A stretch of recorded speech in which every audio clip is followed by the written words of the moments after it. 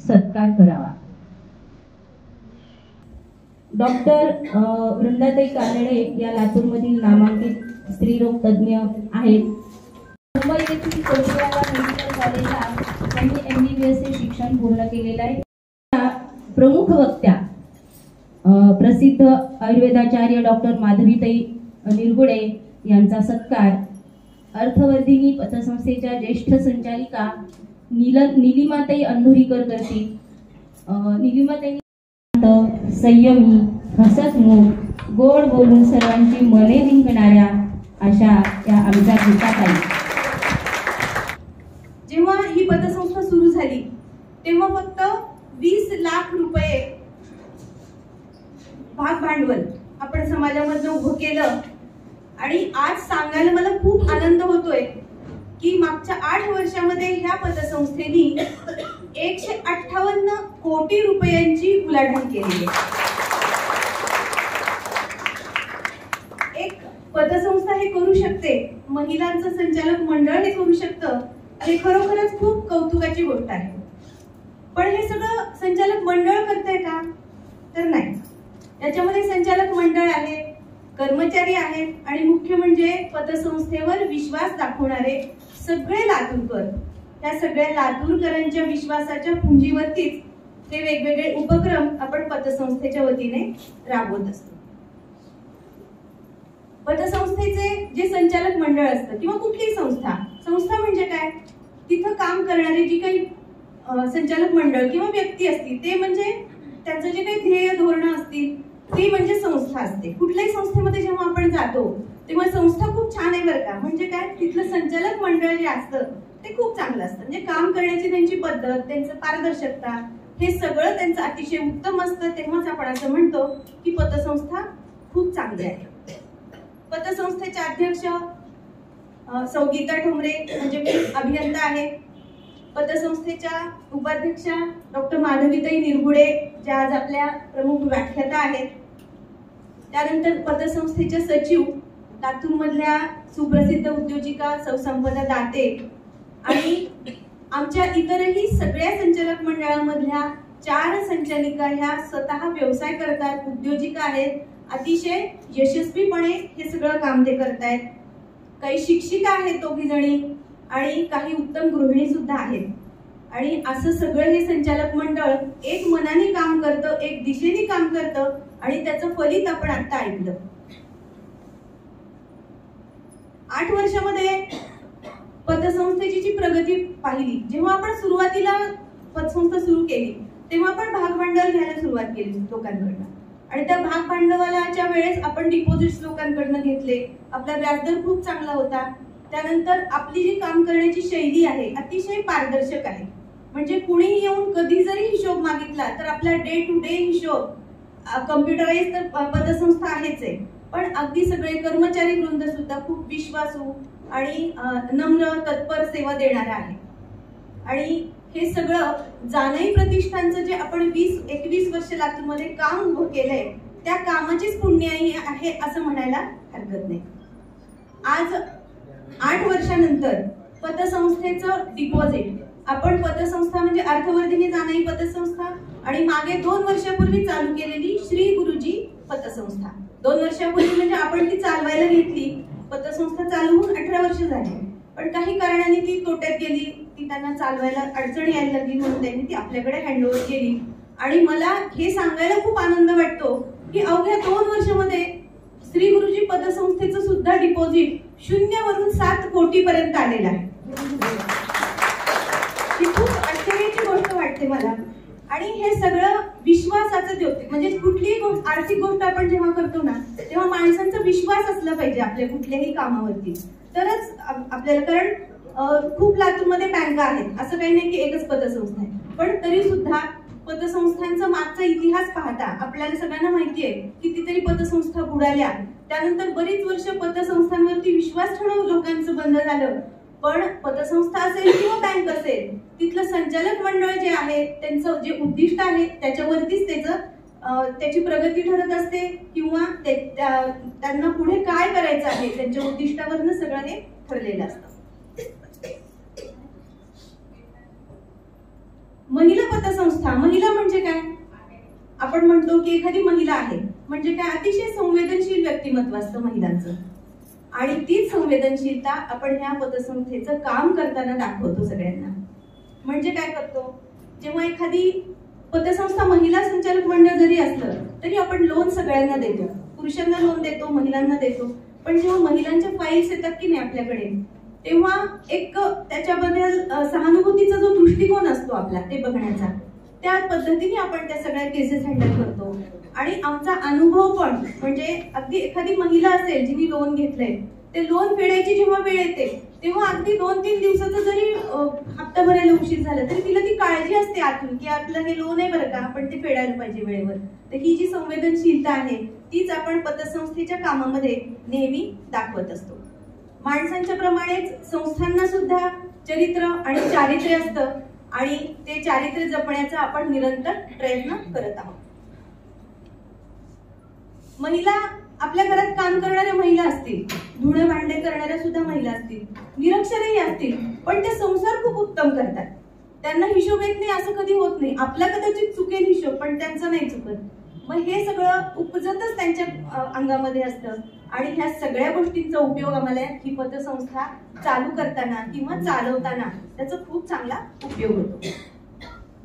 पतसंस्थेच्या आपल्या प्रगतीसाठी किंवा आता आपण आतापर्यंत काय केले हे सांगायचं असेल तर पतसंस्था आपली फेब्रुवारी महिन्याच्या 2015ला सुरुवात झाली. 2015च्या मार्च महिन्यामध्ये, म्हणजे एकच महिना झाला होता पतसंस्था सुरू करून, आणि पहिलं ऑडिट झालं, कारण मार्च मध्ये कंपल्सरी ऑडिट असतं प्रत्येकाचं. आणि तेवढं 1 वर्ष जर सोडलं तर मागच्या 8ही वर्षी पतसंस्थेच्या ऑडिटमध्ये अ वर्ग पतसंस्थेला प्रत्येक वेळेस आपल्याला मिळालेला आहे, आणि पतसंस्था ही सतत नफ्यामध्ये आहे. आपण 10 वर्ष प्रत्येक वर्षी आपल्या सभासदांना डिव्हिडंड देतो. आपला जो काही नफा होतो त्या नफ्यामधला काही भाग आपण सभासदांना देत असतो दरवर्षी, कारण सभासद हे ह्या पतसंस्थेचे मालक असतात. पतसंस्थेचे मालक संचालक मंडळ नाही किंवा कर्मचारी नाही, तर याच्यामधले जे सभासद आहेत ते सभासद ह्या पतसंस्थेचे मालक असतात. मग जेव्हा तुम्हाला त्याचा नफा होतो तेव्हा तो नफा त्या मालकांपर्यंत पोहोचवायला पाहिजे आपण, म्हणून वेगवेगळ्या तरतुदी करून आपण 10% आतापर्यंत प्रत्येक वर्षी लाभांश जाहीर करत असतो, त्यांच्या अकाउंटवरती तो जमा करत असतो. पतसंस्थेमध्ये NEFT आणि RTGS ची सोय आहे. संपूर्ण संस्था ही संगणकीकृत आहे. पतसंस्थेचे 4 वीज बिल भरणा केंद्र आपण चालवतो.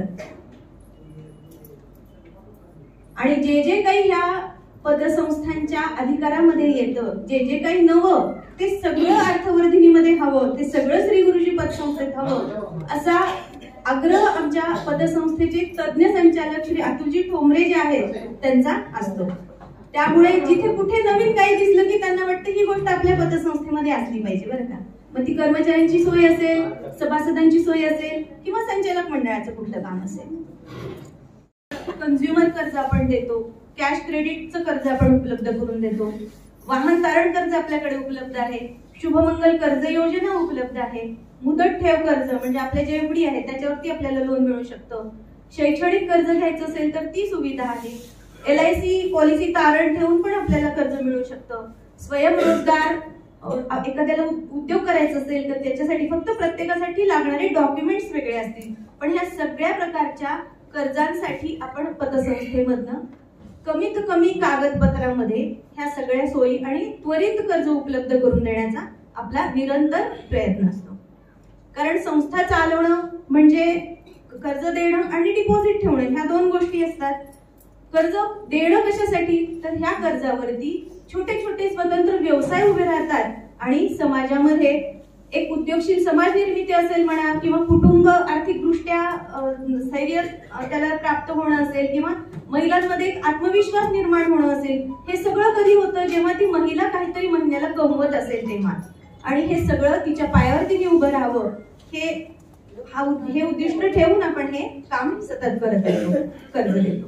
आता आपण एक नवीन स्कीम चालू केलेली आहे, त्याला डॉक्टर प्लस योजना असं म्हणतोय. याच्यामध्ये कुठल्याही डॉक्टरांनी जर 2 पोस्ट डेटेड चेक्स दिले तर आपल्याला 12% व्याजदराने 5 लाखापर्यंतचं कर्ज हे त्वरित उपलब्ध होऊ शकतं इमर्जन्सी म्हणून. आपल्याला गोल्ड लोन देऊ शकतो आपण 10% व्याजदर, सगळ्यात कमी व्याजदर हा गोल्ड लोनचा आहे. आता केवळ नफा कमवणं हा आपल्या पतसंस्थेचा उद्दिष्ट नाही.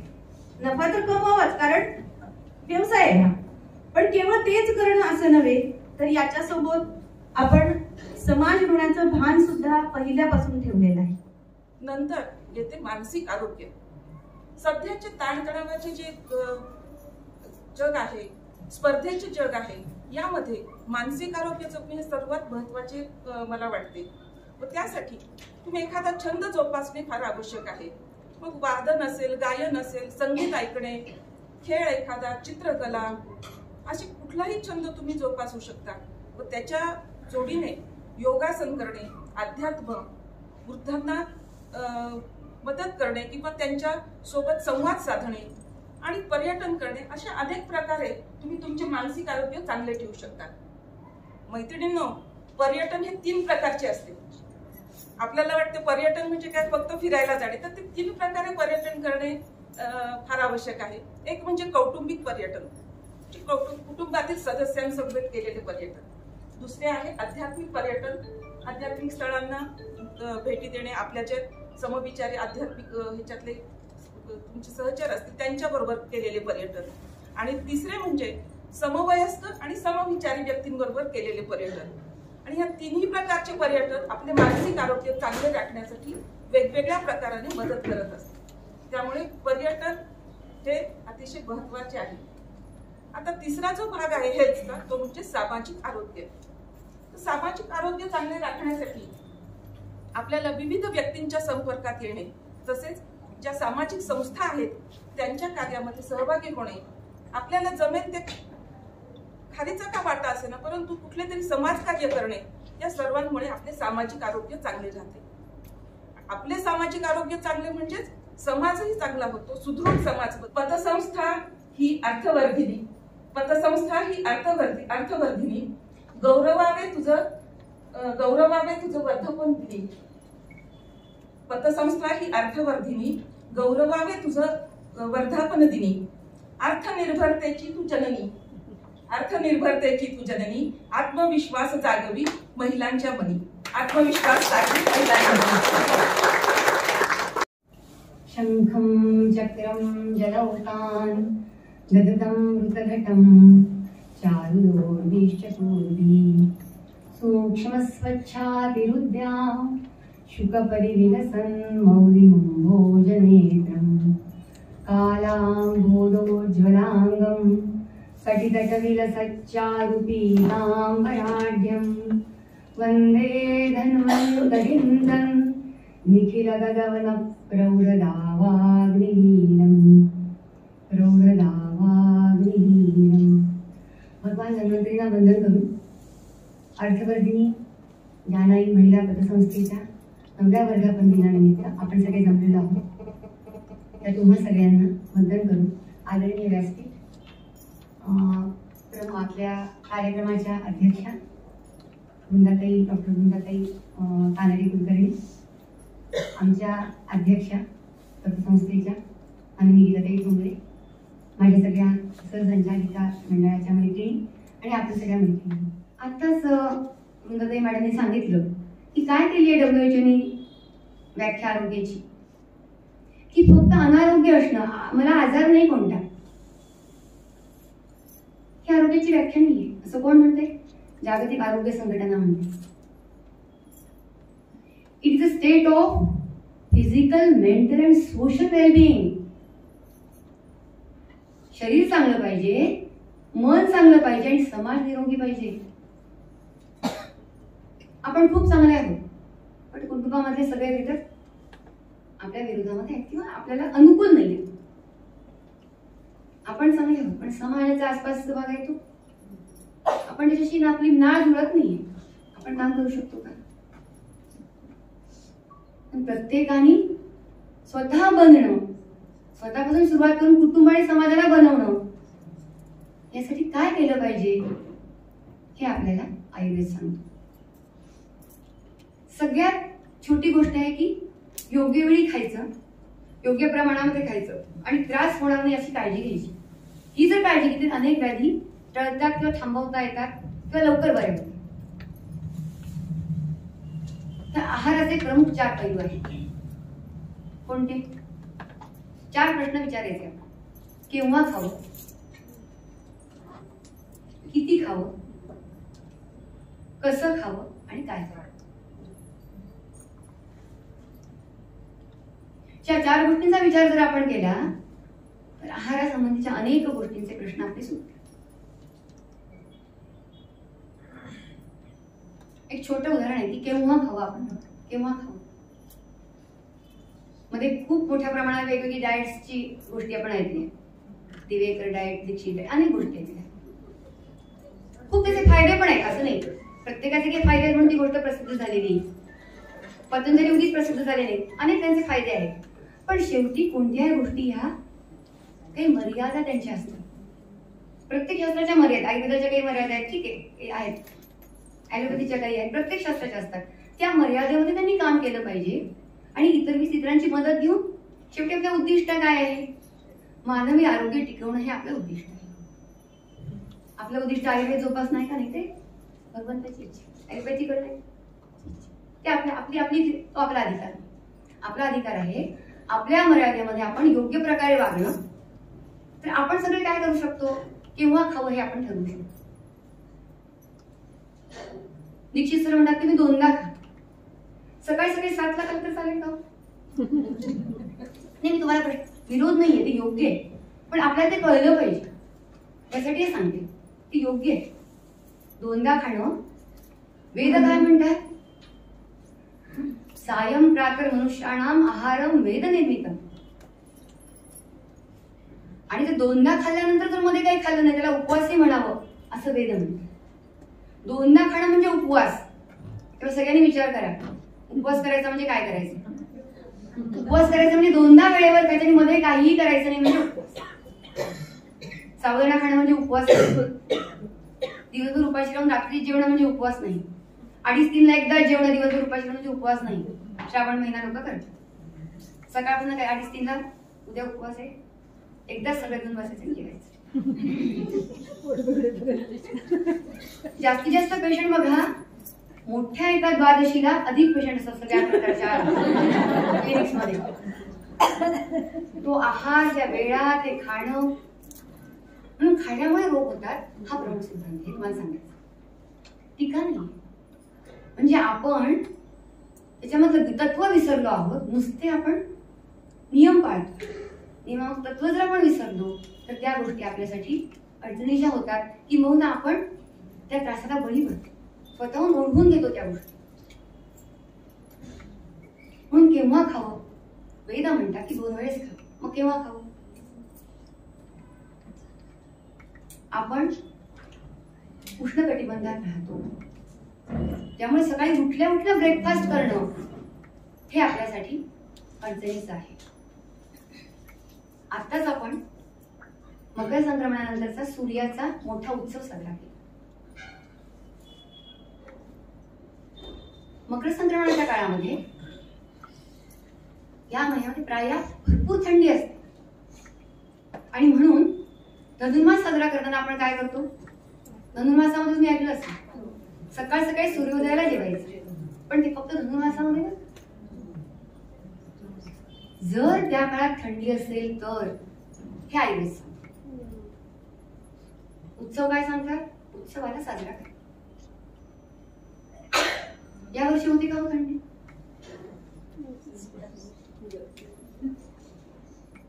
शरद ऋतूचा कालखंड जसा होता, सकाळी थंडी दुपारी ऊन किंवा आभार तसा होता. म्हणून अनेक लोकांना थंडीचे काही, किंवा आम्ही म्हटलं की यावर्षी थंडीचे काही फायदे तुम्हाला मिळणार नाही, त्यामुळे काळजीने राहणं पण आवश्यक. अनेक लोकांना चिकनगुनिया साथ आहे, व्हायरल फीवरची साथ आहे. सांगण्याचा उद्देश असा आहे की वातावरण थंडीचं नाहीये. तसं जर वातावरण असेल, युरोप खंडामध्ये ब्रेकफास्ट करतात, हेवी ब्रेकफास्ट करतात, कारण तिथे प्रचंड थंडी असते. त्या भागातले लोक संध्याकाळी 7, 7:15 नंतर जेवत नाही. 9, 9:30, 10, 10:30, 11, 11:15, 11:30, 12, 12:30. आमच्याकडे 12, 12:30 जेवून येणारे पेशंट. सगळा व्यवसाय करायचा, अनेक वेगवेगळे 10, 10:30 पर्यंत जाणारे वेळ होते. घरी आल्यानंतर रिलॅक्स व्हायचं, अर्धा तास टीव्ही बघायचं आणि मग जेवायचं. 11:30, 12 वाजता 1 पर्यंत जागायचं, जेवल्यावर झोपायचं, 1च्या नंतर झोपून सकाळी 9 वाजता उठायचं. आपण आजाराला आमंत्रण देतो आहोत हे आपल्याला कळत. औषधांनी व्याधी बरे होतात हा गैरसमज आहे. म्हणून औषधांनी फक्त बरा व्हायला मदत होते. आमचे मोठे जे ऋषी आचार्य ते काय म्हणतात? तुम्ही रोग बरा करता म्हणजे काय करताय? पडलेल्या मनुष्याला हात देऊन उठायला मदत करताय, म्हणजे तुम्ही औषध देताय, चिकित्सा करताय, त्याला आपापल्या उठायचंय, तुम्ही मदत करताय. तो म्हटला बाबा मी उठणार नाही, मला ओझं पेलेल का उठवण्याचं त्याला? म्हणून आपण आपला आहार नीट राखणं, आपलं आरोग्य टिकवणं ही आपली स्वतःची जबाबदारी आहे, ती वैद्याची डॉक्टरची जबाबदारी नाही. हे आपण आधी स्वतः लक्षात ठेवायला पाहिजे. ते जर आपण केलं तर समस्या वेगाने सुटते.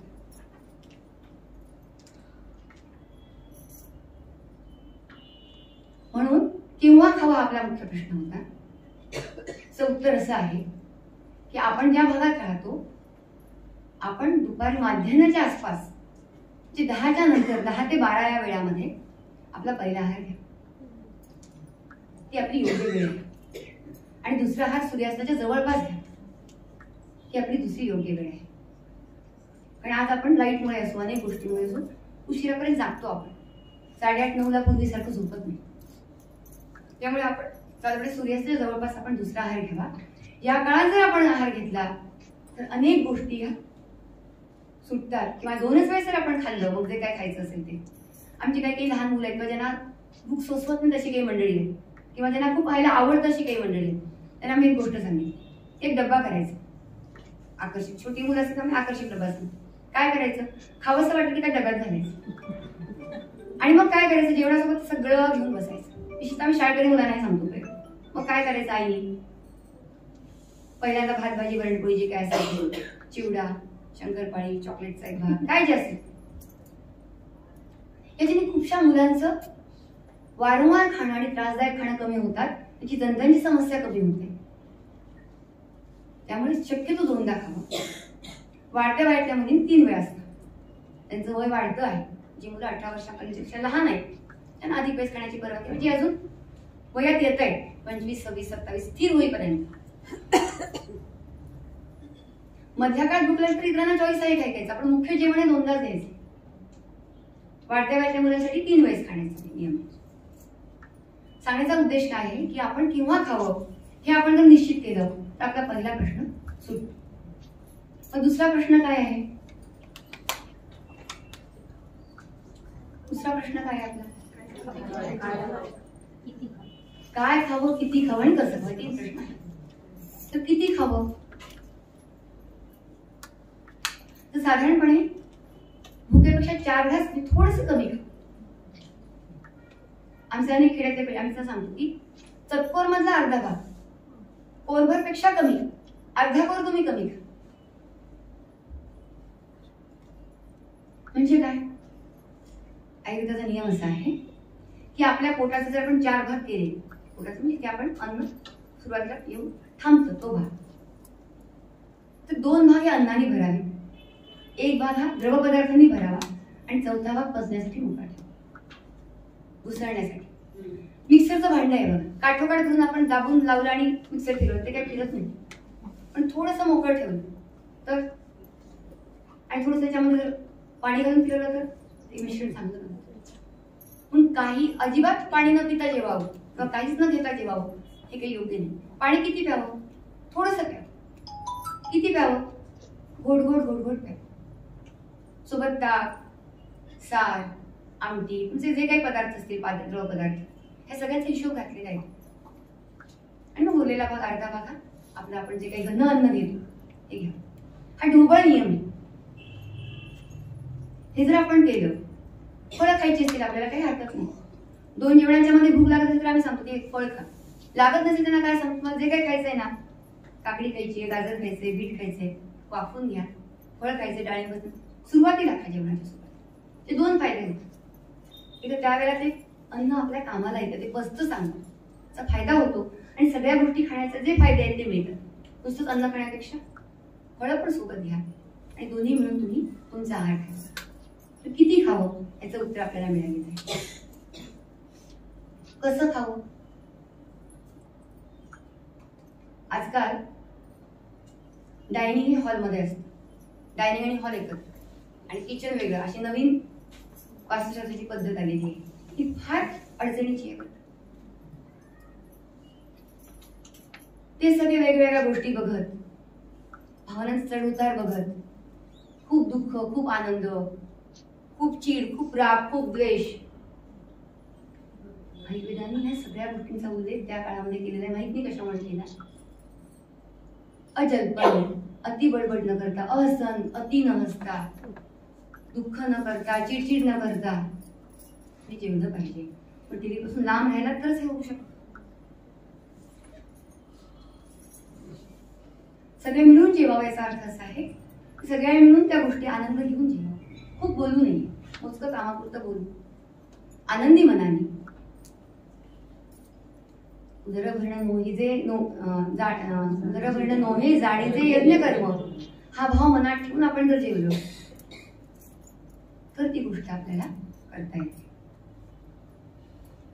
म्हणून कसं जेवायचे? आनंदी मनाने. चांगली कडकडून भूक लागल्यानंतर कोणत्याही गोष्टी न करता, म्हणजे टीव्ही समोर न बघता, गाणी सुद्धा ऐकायचं किंवा गाणी ऐकायला खूप आपल्याकडे दिवसभर वेळ, गाणी न ऐकता, बडबड न करता, काहीही न करता शांत मनाने आपल्या, आणि असं म्हटलंय पुन्हा की जे आपले हितचिंतक आहे त्याच्यासोबत जेवा. म्हणजे आपल्या मनाचा इतका विचार केला, मनाचा परिणाम शरीरावर, अन्नावर होतो, शरीरावर होतो, शरीराचा परिणाम उलट पक्षी मनावर आणि अन्नावर होतो. त्यामुळे अशा पद्धतीने आपण जेवायचं आहे. आता मुख्य भाग राहिला, काय खावं. काय खावं? आपला भारतीय आहार हा सोपा आहे, सुटसुटीत आहे. 4 पदार्थ मुख्य सांगितलेले आहे. काय काय सांगितले? भात, वरण, पोळी किंवा भाकरी काय जे असेल ते, आणि भात हे आपलं प्रमुख अन्न आहे. तुम्ही बघा, दक्षिणेपासून ते उत्तरेपर्यंत गेलात, भात खाल्ला जातो. भले उत्तरेमध्ये पोळीचं प्रमाण अधिक आहे, फुलक्यांचं प्रमाण अधिक आहे, पण भात कधी ना कधी खाल्ला जातो. भाताशिवाय कोणी जेवत नाही. कलकत्त्यामध्ये जा, प्रमुख अन्न आहे. कोकणामध्ये, आंध्रामध्ये, कर्नाटकामध्ये भात हे प्रमुख अन्न आहे. केरळमध्ये खाली प्रमुख अन्न आहे. तमिळमध्ये प्रमुख अन्न आहे. महाराष्ट्रामध्ये बऱ्यापैकी आहे. अनेक आसाममध्ये आहे. म्हणून आपल्याकडे अन्न ही संज्ञा भाताला आहे. अन्न म्हणजे भात, म्हणून भाताला अनेक नियम आहेत. बघा, ज्या गोष्टी चांगल्या असतात की नाही त्याला नियमही खूप असतात. ते नियम जर पाळले तर त्या गोष्टी आपल्या कामाला आहेत. तर काय नियम आहे? पहिल्यांदा, पूर्वी असं होतं की पावसामध्ये आलेलं कमीत कमी काळामध्ये आलेलं धान्य घ्या. आता आपल्याला तसं काही ते करण्याची निवड म्हणजे उपलब्ध नाहीये. प्रत्येकाच्या घरी शेती असणं, ते मिळवणं वगैरे हे सगळी जिकिरीच आहे. मग काय करावं? कमी पाण्यावर आलेलं धान्य घ्या. याला आम्ही पर्याय काढला की साधं धान्य खा, स्वस्त धान्य खा. कशा करता? जे धान्य चांगलं आहे त्याला पाणी पुष्कळ दिलेलं असतं, कारण तो दाणा चांगला यावा म्हणून त्यासाठी खूप प्रयत्न केले, म्हणून ते टाळा. नंतर थोडस भाजून घ्यावं. कशा करता? पचायला हलकं व्हावं. आता पुन्हा तेच सांगितलं तुम्हाला की नियम जास्त काय? आपली सगळ्यांची जीवनशैली सध्या बैठी जीवनशैली आहे. सगळ्यांची. खेळणारी मुलं सुद्धा खूप कमी आहेत. शाळा, ट्युशन, क्लासेस, वेळ उरला तर मोबाईल. खेळणं नाही, मोबाईलवरच खेळतात. मग खेळ म्हटलं की मोबाईल खेळ. दोन आहे, एकतर वातावरण नाही, सवंगडी नाही आणि सुद्धा आवड नाही खेळण्याची. त्याच्यामुळे त्या मुलांना पण नियम खूप लागले जातात. तर पूर्वी होतं की मुलांना खाण्यापिण्याचे नियम काही नको, किती खाऊ द्या, दूध पिऊ द्या, काही. आता तसं नाही. एवढी चांगली गोष्ट का पण तूप खाऊ शकतोय सध्या, काही प्रमाणात का होईना. कदाचित पुढची पिढी जर अजून बसून राहिली तुपाला सुद्धा निर्बंध द्यावे लागेल. आता आपण दुधाला निर्बंध घालतोय सध्या, दूध एवढंच द्या मुलांना सुद्धा, कारण ते देखील त्यांना पचत नाही. बालरोग तज्ञ आजकाल सगळ्या प्रकारचे दूध, आईचं दूध सुद्धा कधी कधी बंद करायला लागतं. पुन्हा हेच कारण आहे. काय कारण आहे? पचनशक्ती मुळात विकसित होतानाच बाळाची नीट निर्माण होत नाही आणि पुढे ती हालचाल खूप करत नाही, म्हणून ती विकसित, ती वाढत नाही. हालचाल जर व्यायाम भरपूर केला तर नियम कमी लागते. तुम्हाला जर काही खायचं असेल तर भरपूर चला दिवसभर, तुम्हाला काही नियम करायची गरज नाही. किती खावं, काय खावं, कसं खावं, काही नाही. पण तसं आपण करू शकत नाही. त्यामुळे आपण अधिकाधिक नियमांचा विचार करणं आवश्यक आहे. तर तांदूळ त्याच्यामुळे साधा घ्यायचा आणि तांदूळ करताना आपली जी पारंपरिक पद्धत आहे त्या पद्धतीने तो शिजवायचा. म्हणजे काय करायचा? तो उघडा शिजवायचा आणि त्याच्यावरची पेस्ट काढायची. ती फेकायची असायचा अर्थ नाही. ती पेस्ट प्यायची आणि तो भातही खायचा. याच्याने काय होतं? ती पेस्ट जर जिरवली तर तो भात लवकर पचत नाही. ती पेस्ट काढून स्वतंत्र पिली तो भात लवकर पचतो. हीच आपली पारंपरिक पद्धत आहे की भातावरची पेस्ट काढून केलेला भात. खूप लोक म्हणतात असं कसं हो, तांदूळ तर तोच आहे, पेस्ट जिरवली काय आणि काढली काय. मग आम्ही म्हणतो पोळीसारखी, शिरासारखा, लाडूसारखा सारखाच का? एकाच गव्हाचे पदार्थ आहे. गव्हाची खीर वेगळी, गव्हाची खीर पचत नाही, पोळी पटकन पचते, शिरा थोडासा वेळ लागतो पचायला. त्याच्यामुळे संस्कार म्हणजे प्रक्रियेचा फरक जो आहे हा याच्यामध्ये. ते भात हा ज्या ठिकाणी मोठ्या प्रमाणात भात खातो त्या खाल्ला जातो त्या सगळ्या ठिकाणी हीच पद्धत आहे की त्या ठिकाणी लोक मोठ्या भांड्यामध्ये मांड निथारके म्हणतात. उत्तरेकडे जा, दक्षिणेकडे पण टेस्ट करतात, कोकणात पण टेस्ट करतात. तो काढलेला भात करतात आणि नंतर भात बाजेवर टाकतात, सगळी पेस्ट गळवतात आणि मग तो खातात. त्याचं कारण खूप असतं. तसं केलं नाही आजार वाढतात, आजार निर्माण होतात. हे आता आपण बघितलं दोघींच्या, त्यामुळे ते थोडे तुमचा सत्कार करू इच्छिते.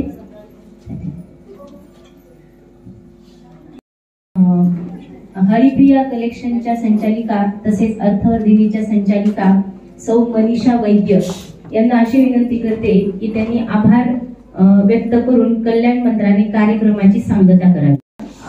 अल्पोपहार आणि आपल्यासाठी एक छोटीशी वस्तू आहे, भेटवस्तू, ती स्वीकारूनच जावं. तोपर्यंत हॉल सोडू नका. कारण आपल्याला हे कौतुकास्पद आहे. या तिघी आपल्या कुणीतरी आहेत आणि आपल्यापैकी आहेत आणि त्यांचं कौतुक आपण करावं म्हणून मी एक छोटीशी गिफ्ट दिली आहे. आणि झाडे लावा झाडे जगवा हा एक आणि गीता आपली सर्वांची आहे आणि 9व्या वर्धापन दिनानिमित्त तिचं एक शुभेच्छा आणि 10व्या वर्षाच्या पदार्पणासाठी खूप खूप शुभेच्छा.